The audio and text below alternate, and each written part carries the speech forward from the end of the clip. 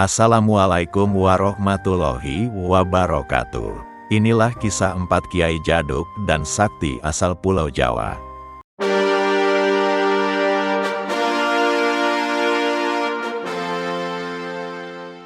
Kiai Haji Maksum Jauhari Lirboyo. Kiai Haji Maksum Jauhari yang biasa dipanggil Gus Maksum Jauhari lahir pada tanggal 8 Agustus tahun 1944 di Kanigoro, Kediri. Gus Maksum Jauhari, yang biasa dipanggil Gus Maksum, adalah anak dari Kiai Abdullah Jauhari dan Nyai Aisyah. Ia merupakan cucu dari pendiri Pondok Pesantren Lirboyo, Kiai Haji Abdul Karim. Sejak kecil, Gus Maksum belajar agama dari orang tuanya dan melanjutkan pendidikan di SD Kanigoro serta di Madrasah Lirboyo. Selain pendidikan formal, ia juga aktif mengikuti pengajian di pesantren tersebut dan belajar ilmu silat dari berbagai guru. Kepribadian dan penampilan Gus Maksum. Gus Maksum terkenal dengan penampilan unik, rambut gondrong, dan cara berbicara yang lugas. Dalam kehidupan sehari-harinya, Gus Maksum memiliki kepribadian yang tegas dan sederhana. Ia dikenal sebagai seseorang yang anti terhadap kemungkaran dan tidak ragu dalam menyampaikan pendapatnya. Penampilannya yang unik, dengan rambut gondrong dan berpakaian seadanya, juga menjadi ciri khasnya. Ia wafat pada tanggal 22 Desember tahun 2003, meninggalkan warisan keilmuan dalam silat dan teladan bagi banyak orang. Pendidikan dan pembelajaran Gus Maksum. Sejak kecil, Gus Maksum menunjukkan kepatuhan yang luar biasa terhadap orang tua dan pendidikannya. Gus Maksum menerima pendidikan yang ketat di bawah pengawasan orang tuanya. Ia dibangunkan setiap pagi untuk beribadah dan belajar, yang membuatnya sangat cerdas di usia dini. Ia belajar membaca Al-Quran di bawah bimbingan kakeknya, dan kemudian melanjutkan ke pesantren Kiai Haji Abdul Karim di Lirboyo. Ketekunan beliau dalam belajar dan berlatih silat membentuk karakter dan kesalehannya sepanjang hidup. Kecintaan terhadap ilmu silat dan kanuragan. Gus Maksum mempelajari silat dari berbagai guru dan mengembara ke seluruh Nusantara. Gus Maksum menunjukkan ketertarikan yang mendalam terhadap ilmu silat sejak masa kecilnya. Ia belajar dari seorang pesilat pengembara dan kemudian mengembara dari satu guru silat ke guru lainnya untuk memperdalam ilmunya. Beberapa guru silat yang berpengaruh dalam hidupnya antara lain Kiai Mahrus Ali dan Kiai Yakub Lirboyo. Gus Maksum tidak hanya fokus pada silat, tetapi juga pada penguasaan ilmu kanuragan. Kiprah dan pengaruh di Nahdlatul Ulama. Di kalangan Nahdlatul Ulama, Gus Maksum dikenal sebagai pendekar nomor wahid dan pendiri Ikatan Pencaksilat NU Pagar Nusa. Gus Maksum dikenal sebagai sosok yang sangat berpengaruh di Nahdlatul Ulama, terutama dalam dunia persilatan. Ia menjadi juru kampanye untuk P3 dan PKB, namun lebih memilih untuk tidak terjun ke politik formal. Selain kepakarannya di bidang silat, beliau juga dikenal memiliki banyak kemampuan luar biasa, termasuk kemampuan mengobati dan ilmu gaib. Meskipun banyak yang mengagumi kemampuan luar biasanya, beliau tetap merendah dan menganggap semua itu sebagai karunia dari Allah. Keberanian dan keistimewaan Gus Maksum. Gus Maksum tidak pernah memelihara jin, tetapi beliau sering menaklukkan jin yang mengganggu. Gus Maksum adalah sosok yang dikenal karena keberaniannya dalam menghadapi jin dan makhluk halus lainnya. Meskipun ia dikelilingi oleh berbagai cerita, tidak benar jika Gus Maksum memelihara jin. Sebaliknya, ia sering berhasil menaklukkan jin yang mengganggu orang lain. Salah satunya adalah jin bernama Dempul. Salah satu kisah heroik terjadi ketika Gus Maksum menyelamatkan seorang yang kesurupan dengan menaklukkan jin tersebut. Ia melakukan ini sendirian, menunjukkan keberanian luar biasa di hadapan puluhan orang yang membantu. Pertarungan melawan PKI dan duel silat. Gus Maksum, yang saat itu sangat muda, mampu mengalahkan semua musuhnya dalam pertempuran. Pada usia muda, Gus Maksum terlibat dalam suatu pertempuran melawan orang-orang PKI. Meski muda, ia bisa mengalahkan mereka semua, tidak hanya karena olah kanuragan tetapi juga berkat kekuatan batinnya. Kisah lain menggambarkan Gus Maksum bertarung dalam pertandingan silat di Kediri Timur saat usianya 16 tahun. Dia berhasil mengalahkan puluhan pesilat dari aliran silat yang berbeda, membuktikan kemampuannya yang luar biasa di dunia persilatan. Kekuatan spiritual dan santet. Gus Maksum percaya bahwa santet hanya bisa dilakukan oleh orang-orang kafir yang tidak beriman kepada Allah. Gus Maksum dikenal memiliki kekebalan terhadap serangan santet dan kolokalisasi misalnya. Beliau banyak memiliki pengalaman dalam menghadapi dukun santet serta berbagai aliran ilmu santet. Ia berani menantang dukun-dukun santet secara terbuka, berpendapat bahwa tindakan itu merupakan kemungkaran yang harus dilawan. Gus Maksum percaya bahwa dengan iman kepada Allah, seorang muslim tidak perlu takut terhadap santet. Pengalaman di malam hari, saat bola api mendekatinya, Gus Maksum hanya berkata, "Banyol tah, mau bercanda ya?" Dalam pengalamannya, Gus Maksum menghadapi kejadian aneh ketika bola api sebesar telur terbang menuju arah pahanya. Tanpa rasa takut, ia hanya membiarkan bola api itu mendekat dan tidak mengalami cedera sama sekali. Dalam pengalaman lainnya saat berada di desa, ia pernah didatangi oleh makhluk yang berusaha mengganggunya. Namun, setelah Gus Maksum bertanya dengan santai, makhluk tersebut langsung melarikan diri. Surat sakti dan transformasi anaknya. Surat yang dibuat Gus Maksum mengubah perilaku nakal anak itu dalam waktu singkat. Suatu hari, seorang tamu datang kepada Gus Maksum dengan keluhan tentang anaknya yang terlibat dalam mabuk-mabukan dan perilaku nakal yang ekstrim. Alih-alih memberikan obat fisik, Gus Maksum memberikan sepucuk surat untuk dibacakan kepada sang anak. Ketika surat itu dibacakan, perilaku anak tersebut mulai berubah secara drastis. Ini menunjukkan kekuatan spiritual yang dimiliki Gus Maksum dalam mempengaruhi kehidupan orang lain. Kiai Haji Abbas Buntet, tokoh sakti dari Cirebon. Tarekat dalam tradisi pesantren Islam, khususnya tasawuf, berkembang melalui dua tarekat yang main, yaitu Tijaniyah dan Satariyah. Saifullah menjelaskan bahwa dalam konteks Islam di pesantren, terdapat dua tarekat yang berkembang, yaitu Tijaniyah dan Satariyah. Tarekat Tijaniyah diperkenalkan oleh Kiai Haji Anas Buntet, sementara Satariyah diajarkan oleh Kiai Haji Abbas, yang merupakan saudara kandung dari Kiai Haji Anas. Keduanya diakui sebagai bagian penting dari tradisi pesantren tersebut. Metode pengajaran Kiai Haji Abbas. Kiai Haji Abbas menerapkan dua metode pengajaran, yaitu cara formal berupa madrasah dan pola-pola tradisional.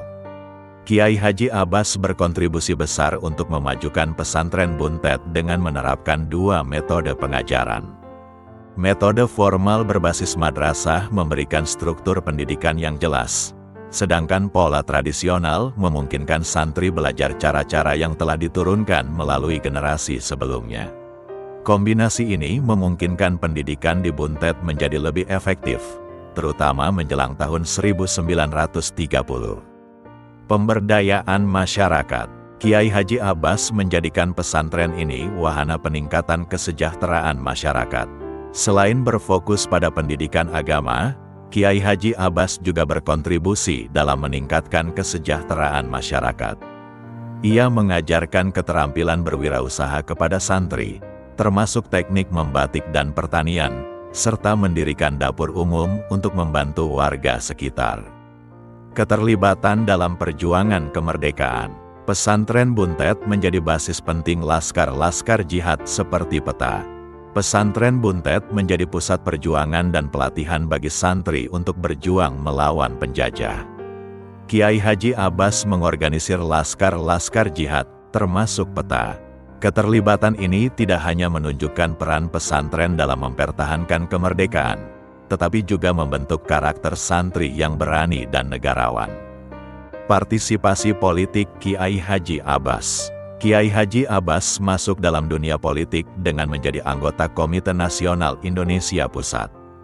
Setelah Indonesia meraih pengakuan kedaulatan, Kiai Haji Abbas terjun ke dunia politik sebagai anggota Komite Nasional Indonesia Pusat (KNIP), yang setara dengan parlemen.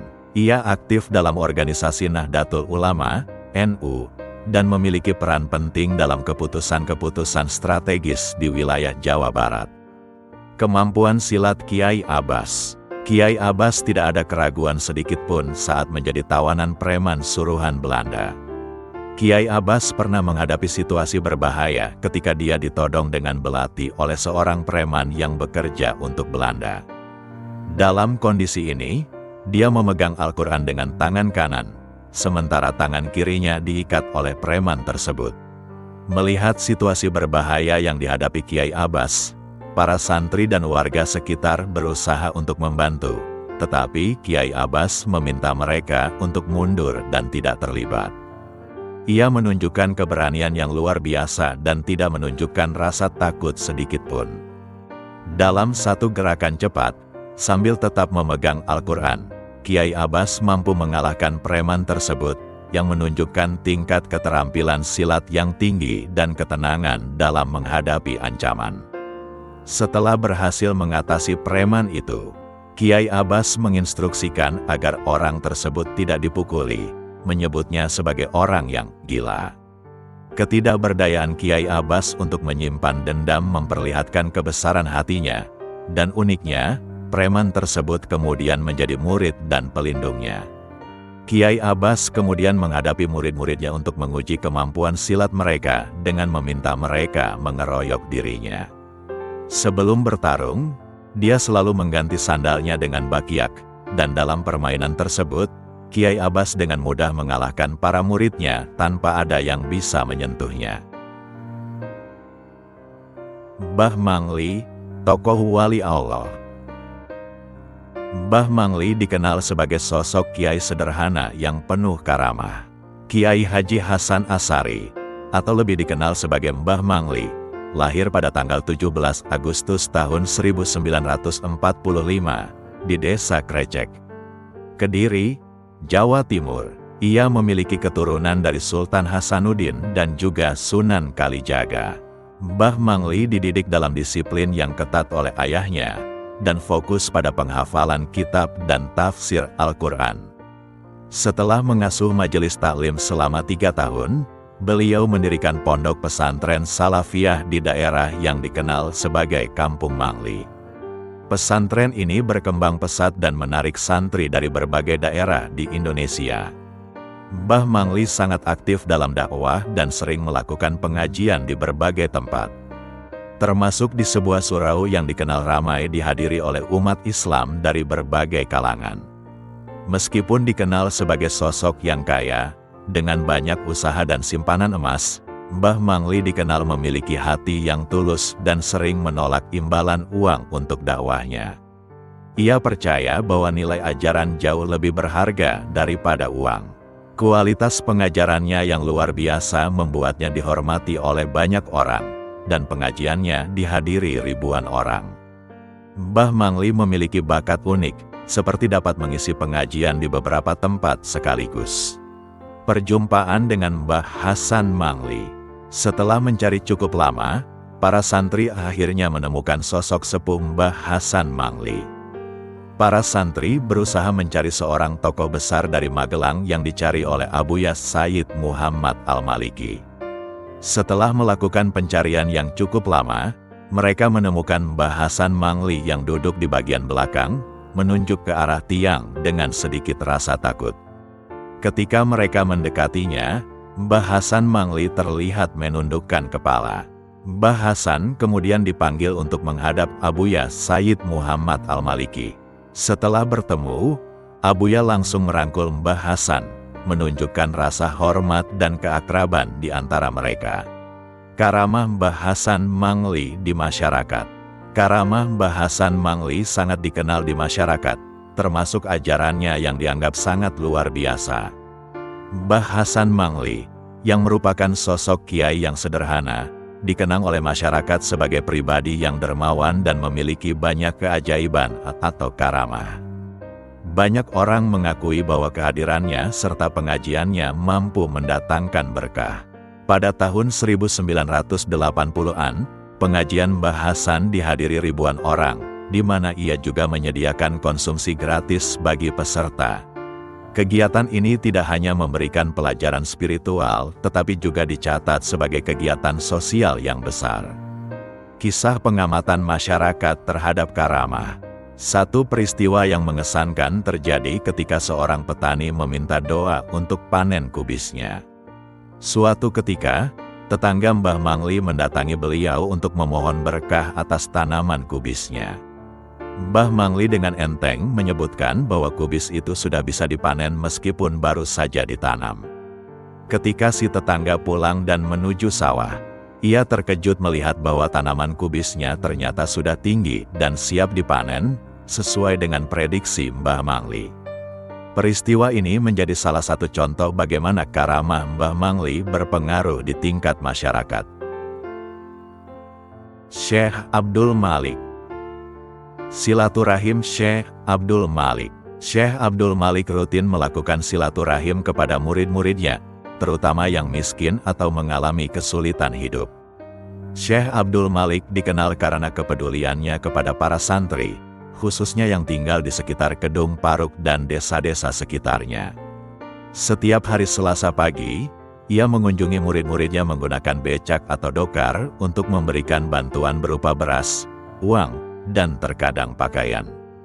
Pada setiap kunjungan, ia selalu mengingatkan para santri untuk menghadiri acara pengajian yang diadakan setiap Selasa. Acara tersebut adalah silaturahim para pengikut tarikat An-Nasabandiyah Al-Halidiyah yang dilengkapi dengan pengajian. Momen terakhir Syekh Abdul Malik. Pada malam Jumat, Syekh Abdul Malik meninggalkan dunia ini dengan tenang dan tanpa sehelai nafas pun berhembus.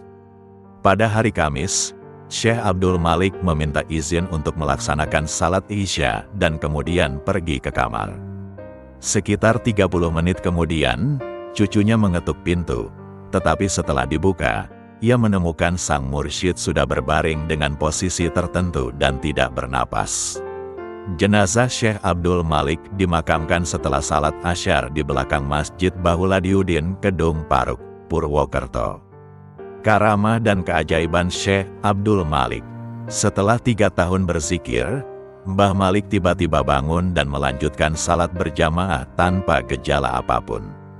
Mbah Malik mengalami keadaan yang luar biasa di mana ia terbangun setelah 3 tahun berzikir, tepat pada waktu yang sama ia biasa melakukan salat. Saat terbangun, ia tidak merasakan lemah atau kehilangan kondisi fisik. Anehnya, setelah bangun, ia mendapati bahwa banyak santri dan orang-orang yang ia kenal telah meninggal selama ia terdiam dalam zikir selama itu. Hikmah belajar mengambil nasi jatuh. Ketika satu butir nasi jatuh, Imam Kiai Sepuh mengajarkan untuk memungutnya sebagai bentuk syukur. Seorang Kiai Sepuh mengajarkan bahwa setiap butir nasi memiliki banyak peran dalam penciptaan dan pengolahannya. Oleh sebab itu mengambil satu butir yang jatuh adalah tindakan yang menunjukkan rasa syukur kepada Allah.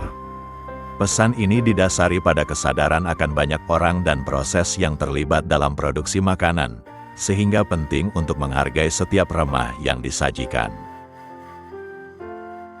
Jangan lupa untuk like, share, subscribe dan komentarnya. Semoga yang like, share, subscribe dan komentar diberikan rezeki banyak dan bisa naik haji Makkah Madinah. Wassalamualaikum warahmatullahi wabarakatuh.